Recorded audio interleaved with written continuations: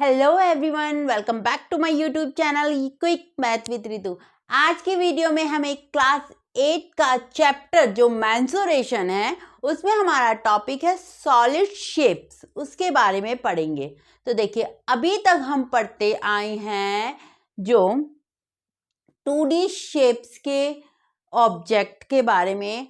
अब पढ़ेंगे solid shapes. इसमें क्या होता है 3D शेप्स, इन्हें क्या बोलते हैं 3D शेप्स भी बोलते हैं। 3D यानी कि 3 डायमेंशंस शेप्स, ठीक है। 3 डायमेंशंस क्या होती हैं हमारी, जैसे कि समझो हमारी जो शेप्स हैं, जैसे कि 2D शेप्स के होते हैं कुछ ऑब्जेक्ट और कुछ होते हैं 3D शेप्स के। 2D शेप्स के जो होते हैं उसमें शेप्स यानी कि डी यानी कि डायमेंशन यानी कि इसमें लेंथ होता है हमारा और ब्रेथ होता है, ठीक है। और 3D शेप्स में हमारा होता है यानी कि 3 डायमेंशंस यानी कि लेंथ, ब्रेथ और हाइट, ठीक है। 2D शेप्स जिसमें हमारी लेंथ और ब्रेथ हो और 3D शेप्स जिसमें हमारी लेंथ, ब्रेथ और हाइट 3 डायमेंशंस हो, ठीक है। 2D शेप्स के एग्जाम्पल हैं जैसे कि स्क्वायर,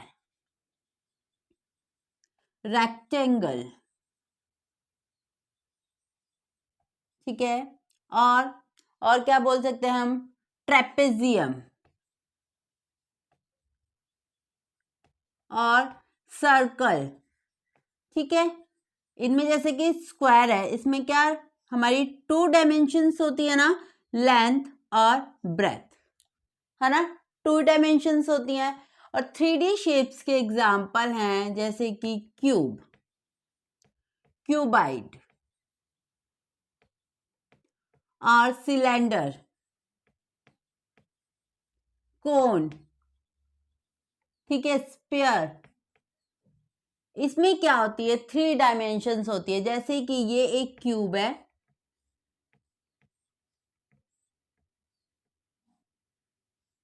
इसमें 3 डायमेंशंस, एक तो हो गई ये लेंथ, ठीक है, ये हो गई ब्रेथ और ये क्या हो गई इसकी हाइट, ठीक है।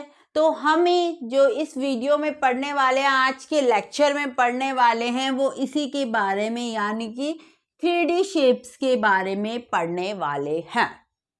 ओके, तो चलिए स्टार्ट करते हैं। अब हम देखिए सॉलिड शेप। सॉलिड शेप जो हमारी होती हैं 2 टाइप्स की होती हैं, एक तो होती है रेगुलर, ठीक है, और एक होती है इर्रेगुलर, ठीक है। रेगुलर में हमारी कौन कौन सी आती है, जैसे कि क्यूब, क्यूबाइड और सिलेंडर, ठीक है। और इर्रेगुलर में कौन सी आती है, जैसे कि कोन और स्फीयर, ठीक है। रेगुलर यानी कि जो ऊपर से लेके नीचे तक सेम हो, यानी कि जैसे कि क्यूब, ये क्या है, एक क्यूब है, ऊपर से लेके नीचे तक बिल्कुल सेम है ना, कि अगर ये लेंथ है, ये ब्रेथ है, ये हाइट है, मतलब सेम है, ठीक है। कोई बॉक्स है बिल्कुल सेम, मतलब बिल्कुल सेम। लेकिन जैसे इर्रेगुलर में कोन ले लो आप, कोन कैसा होता है, ये होता है ना। तो इसमें देखिए, यहां पे देखो, जो इसका जो ये है स्पेस है, ऊपर जाते जाते कम होता जा रहा है, कम होता जा रहा है ना, रिड्यूस होता जा रहा है, और यहाँ पे एक टाइम पे पूरा ही खत्म हो जा रहा है, ठीक है। तो ये क्या है, इर्रेगुलर है, जो ऊपर से लेकर नीचे तक सेम ना हो, ठीक है, कि ऊपर से ऊपर को जाते जाते रिड्यूस होता जा रहा है, यानी कि सेम नहीं है, ठीक है। तो हमें जो क्लास 8 में पढ़ना है वो सिर्फ सॉलिड शेप की ओनली रेगुलर शेप्स पढ़नी है, यानी कि हमें सिर्फ क्यूब, क्यूबाइड और सिलेंडर को पढ़ना है, ठीक है। क्लास 9th और 10th में हम पढ़ेंगे रेगुलर और इरेगुलर दोनों ही, यानी कि इसको भी और कोन और स्फीयर को भी, ठीक है। अभी बट आपको क्लास 8th में जो पढ़ना है क्यूब, क्यूबाइड और सिलेंडर को पढ़ना है। तो 1 बाय 1 हम इसे समझते हैं कि इनके फार्मूलों को हमें रटने की जरूरत नहीं है, ये फार्मूले बने कैसे हैं, अगर हमें वो पता चल जाए तो हम इजिली क्वेश्चंस को सॉल्व कर लेंगे। तो देखिए फर्स्ट लेते हैं हम क्यूब। अब देखिए फर्स्ट हम देखेंगे क्यूब। क्यूब क्या होता है, देखिए इस तरीके से ये क्यूब टाइप का एक बॉक्स है, ठीक है, क्यूब टाइप का एक बॉक्स है। तो हमें इसका वॉल्यूम पता करना होता है और ये क्या है, हमारा कर्व सरफेस एरिया पता करना होता है और टोटल सरफेस एरिया पता करना होता है। कर्व सरफेस एरिया को हम लेटरल सरफेस एरिया भी कहते हैं। तो देखो क्यूब जो होता है हमारा स्क्वायर से मिलकर बनता है। स्क्वायर यानी कि स्क्वायर क्या होती है, जिसकी 4 की 4 साइड्स आपकी इक्वल होती है, ठीक है। अगर ये ए है तो ये भी ए होगी, ये भी ए होगी, ये भी ए होगी, है ना। यही हमारा क्या होता है, स्क्वायर होता है ना, जिनकी चारों साइड्स क्या होती है, सेम होती है। तो ये जो क्यूब होता है हमारा स्क्वायर से ही मिलकर बना होता है, स्क्वायर से ही मिलकर बना होता है। और कितने स्क्वायर से मिलकर बना होता है, 6 स्क्वायर से मिलकर बना होता है। इसीलिए कहा जाता है ये जो क्यूब है इसके 6 फेसेस है, ठीक है। अब देखेंगे हम क्यूब का वॉल्यूम। तो देखिए 3D फिगर के, 3D शेप के किसी भी, ठीक है, 3D शेप का कोई भी ऑब्जेक्ट है तो उसका अगर आपको वॉल्यूम निकालना है ना, तो वॉल्यूम निकालने के लिए देखो एरिया ऑफ बेस, देखो फार्मूला रटने की जरूरत नहीं है। एरिया ऑफ बेस आपको क्या करना पड़ेगा, किसी का भी वॉल्यूम निकालना है, area of base multiply height. यानी कि जो जैसे कि ये क्यूब शेप है ना, तो क्यूब शेप का जो बेस क्या है, बेस यही तो है ना, ये वाला स्क्वायर, ठीक है। तो इस वाले स्क्वायर का एरिया, इस वाले स्क्वायर का समझो ये वाला बेस जो एरिया है वो इस, ये वाला बेस हमने ये ले लिया, ये क्या स्क्वायर है। तो स्क्वायर का एरिया क्या होता है, स्क्वायर का एरिया क्या होता है, ये भी साइड, इसकी सारी साइड्स क्या इक्वल होती है, तो यही तो होता है स्क्वायर का एरिया, ए स्क्वायर, और साथ में मल्टीप्लाई करना है एच। तो यानी कि एच क्या होगा, क्यूब का ये भी ए है, लेंथ भी और ब्रेथ भी ए है और हाइट भी तो ए ही है, तो यानी कि मल्टीप्लाई कर देंगे हम ए से ही, तो क्या बन जाएगा हमारा ए का क्यूब, यानी कि वॉल्यूम हुआ ए का क्यूब। किसी का भी आपको वॉल्यूम निकालना है तो उस फिगर का जो बेस है ना उसका एरिया उसमें मल्टीप्लाई कर दो एच, ठीक है। तो यही हमने किया, इसी क्यूब है, इसकी सारी साइड्स इक्वल है ना, क्योंकि ये स्क्वायर से बना है, इसकी लेंथ भी ए है, ब्रेथ भी ए है और क्या कहते हैं हाइट भी ए है। तो यानी कि हमने जो बेस था उसका एरिया निकाला तो ए का स्क्वायर और मल्टीप्लाई कर दिया उसमें एच, तो ये तो हो गया वॉल्यूम। अब देखो curve surface area. Curve surface area क्या होता है, जैसे कि ये आपका क्यूब है, ठीक है, इसका जो टॉप वाला हिस्सा है और बॉटम वाला हिस्सा है उसे हटा दो, ठीक है, टॉप वाला हिस्सा है और जो बॉटम वाला हिस्सा है उसे हटा दो।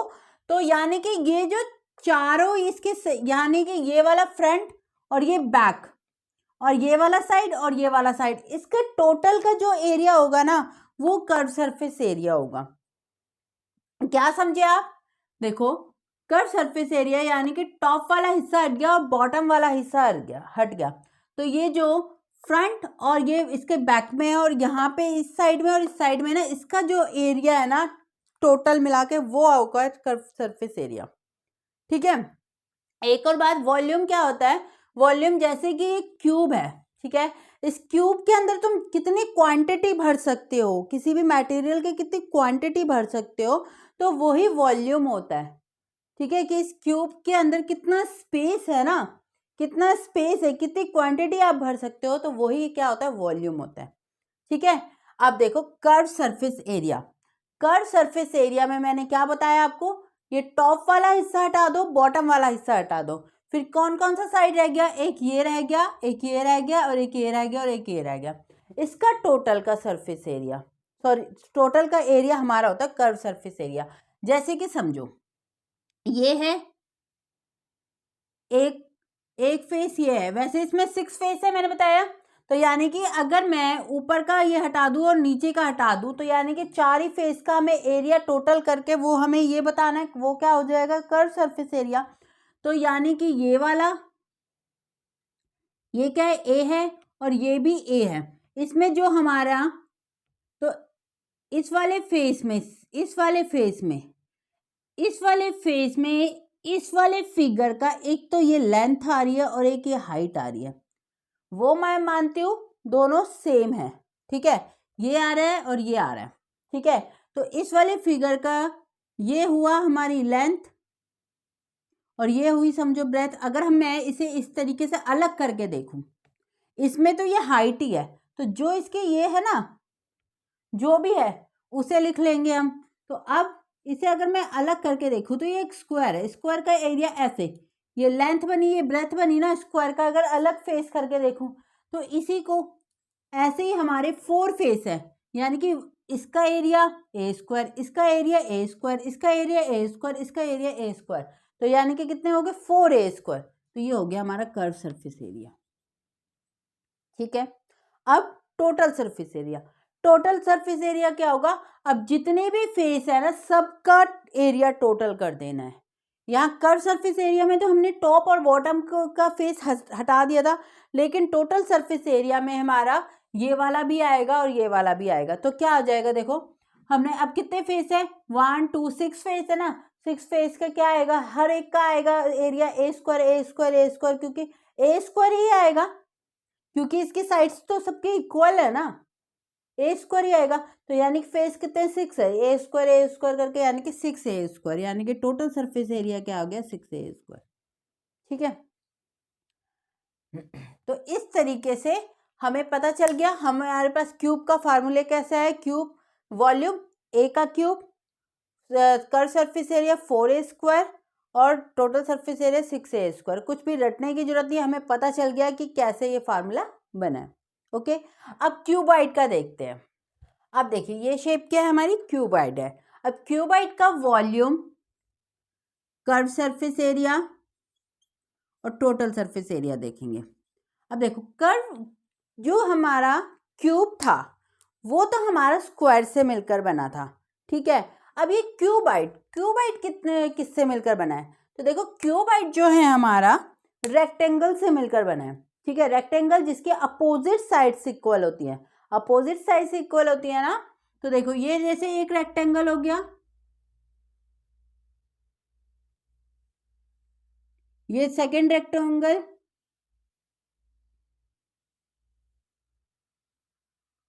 ये थर्ड रेक्टेंगल,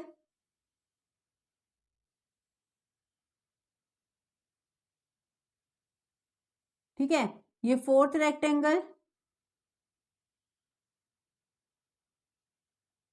ये फिफ्थ रेक्टेंगल, ये बैक वाला। तो इसमें भी पता क्या होता है, जैसे रेक्टेंगल में अपोजिट साइड इक्वल होती है ना, तो देखो इसका जो फ्रंट साइड और बैक साइड है ये एक जैसा सेम है। ठीक है, से इक्वल है, और इसका ये वाली साइड और ये वाली साइड ये इक्वल है, और इसका टॉप साइड और बॉटम साइड ये इक्वल है। ठीक है, तो अब देखिए इसका वॉल्यूम, देखो मैंने क्या बोला, किसी भी 3D शेप्स का वॉल्यूम क्या, एरिया ऑफ बेस मल्टीप्लाई में हाइट, यही बोला ना। तो यानी कि इस वाले 3D शेप का क्यूबाइड का जो बेस है क्या है, ये है ना, ये रेक्टेंगल है, ये वाला रेक्टेंगल है। ठीक है, यानी कि इस रेक्टेंगल का एरिया क्या हुआ, पहले तो देखो, रुको रुको रुको, एक चीज मैं बताती हूँ। देखो ये जो है, इसमें देखो ये क्यूबाइड है, ये लेंथ है, ये इसकी ब्रेथ है और ये इसकी हाइट है। ठीक है, ये लेंथ है, ये ब्रेथ है, ये हाइट है। ये जो बेस है इसका, इसका एरिया क्या हुआ, लेंथ मल्टीप्लाई ब्रेथ, तो यानी कि लेंथ मल्टीप्लाई ब्रेथ। ठीक है, और फिर मुझे वॉल्यूम निकालना है। वॉल्यूम क्या था, एरिया ऑफ बेस, इसका हो गया एरिया क्या हुआ, लेंथ मल्टीप्लाई बेस का जो एरिया क्या हो गया, लेंथ मल्टीप्लाई ब्रेथ। एरिया जो बेस है वो क्या है, रेक्टेंगल है, और रेक्टेंगल की लेंथ और ब्रेथ वही मल्टीप्लाई करके एरिया निकलता है। तो लेंथ मल्टीप्लाई ब्रेथ यानी कि लेंथ और ब्रेथ आ गया, और उसे मल्टीप्लाई किससे कर देना है हमें, हाइट से, यानी कि ये, यानी कि h, यानी कि वॉल्यूम की जो हो गया क्या हो गया, LBH। वॉल्यूम क्या हो गया, LBH। ठीक है।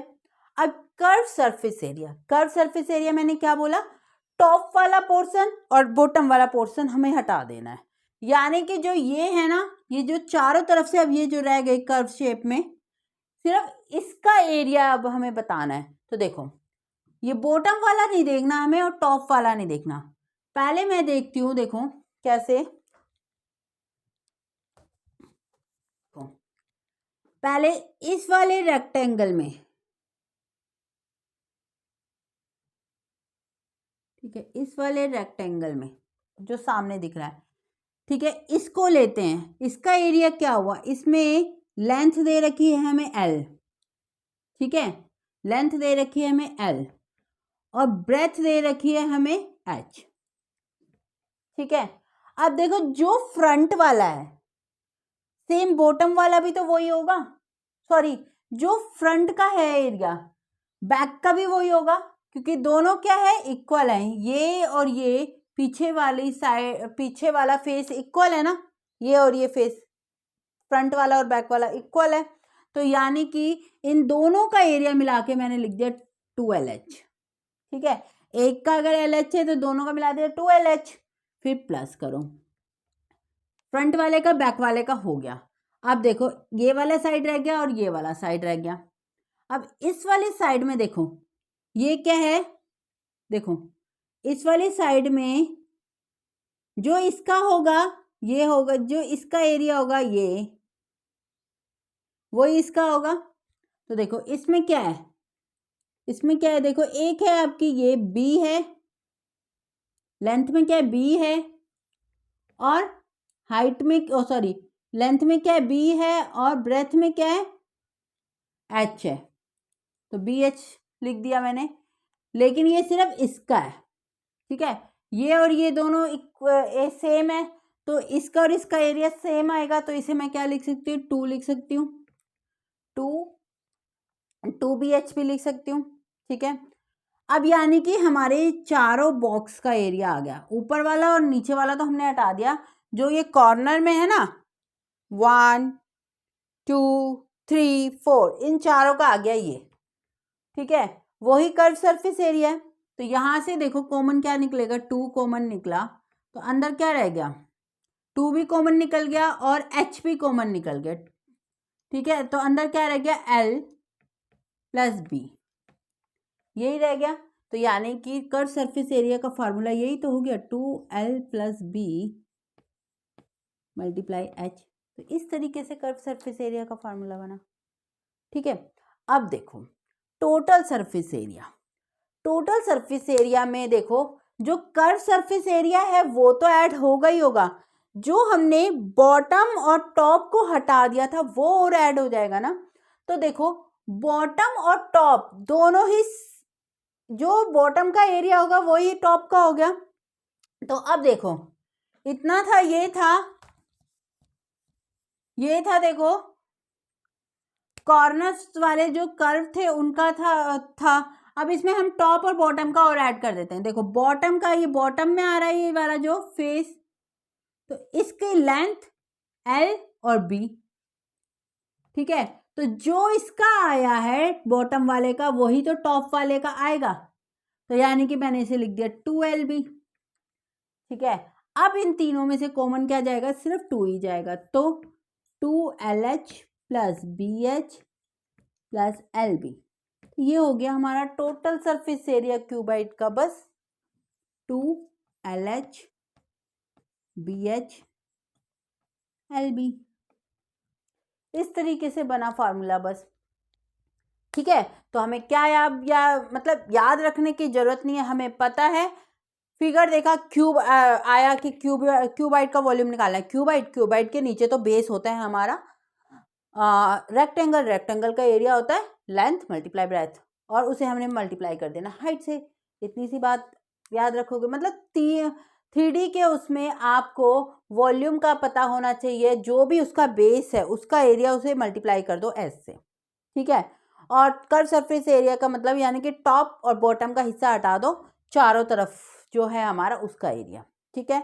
और टोटल सरफेस एरिया का मतलब है कर्व सरफेस एरिया तो है ही है, साथ में प्लस और क्या कर दो टॉप और बॉटम, ठीक है। यानी कि अगर ये क्यूबाइड है, इसमें 6 फेस हैं, तो 6 के 6 फेस का एरिया टोटल, वो है टोटल सरफेस एरिया, ठीक है।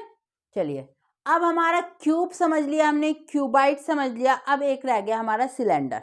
उसका फार्मूला और देख लेते हैं कैसे बना। तो हमारे जो भी क्लास 8 में सॉलिड शेप्स के रिलेटेड टॉपिक है पूरे कंप्लीट हो जाएंगे। चलिए अब देखते हैं हमारा नेक्स्ट टॉपिक क्या है, सिलेंडर। देखिए सिलेंडर देखेंगे अब हम। सिलेंडर का volume, curve surface area, total surface area का फार्मूला कैसे बना। देखो सिलेंडर, इसमें देखिए कौन कौन सी शेप आ रही है। एक तो आपके 2 सर्कल आ रहे हैं, ठीक है। और देखिए ये जो वाला शेप है इसे अगर मैं खोल दूं, ठीक है, क्योंकि सिलेंडर क्या हुआ हमारा, सिलेंडर तो आपके घर में होगा ही ना, तो उसकी शेप पता है ना कैसे होती है।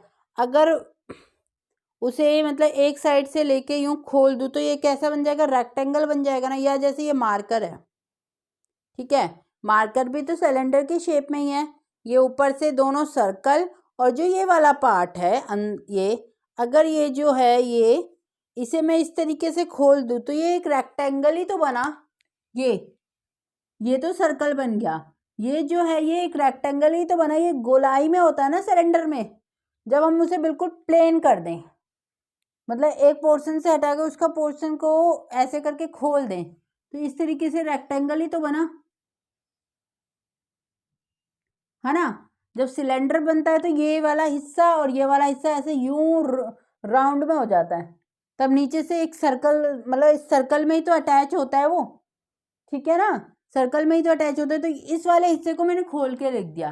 तो सिलेंडर में देखो हमारा एक तो 2 सर्कल आ रहे हैं और एक रेक्टेंगल आ रहा है, ठीक है। 2 सर्कल आ रहे हैं और एक रेक्टेंगल आ रहा है। अब देखो इसमें क्या होगा, सर्कल में हमारा रेडियस होगा, ये सर्कल और ये सर्कल दोनों सेम होंगे, है ना, सेम ही होंगे मेजरमेंट में। तो अब देखो वॉल्यूम कैसे बना। वॉल्यूम मैंने क्या बोला है, मैं आपको स्टार्टिंग से ही बोलती हुई आ रही हूँ, 3D शेप में वॉल्यूम क्या है, यानी कि एरिया ऑफ बेस और मल्टीप्लाई में हाइट। तो इसमें जो बेस में है क्या है, सर्कल ही तो है, सर्कल है ना। तो सर्कल का एरिया क्या होता है, सर्कल का एरिया क्या होता है, पाई आर स्क्वायर, यानी कि पाई आर स्क्वायर, और मल्टीप्लाई में क्या कर देना है हमें, एच, ठीक है। ये जैसे ये क्या है, इसकी हाइट है, ये हाइट है ना, तो फिर इसे क्या कर देना मल्टीप्लाई में एच। यही तो हाइट होगी, जब समझो ये जब हिस्सा खुला है तो यही तो इसकी हाइट होगी, ये बोल लो या ये बोल लो, ये हाइट ही तो है इसकी, ठीक है। और ये क्या है, इसकी लेंथ है। जो सिलेंडर को हमने खोला तो ये हो गई हाइट, ठीक है।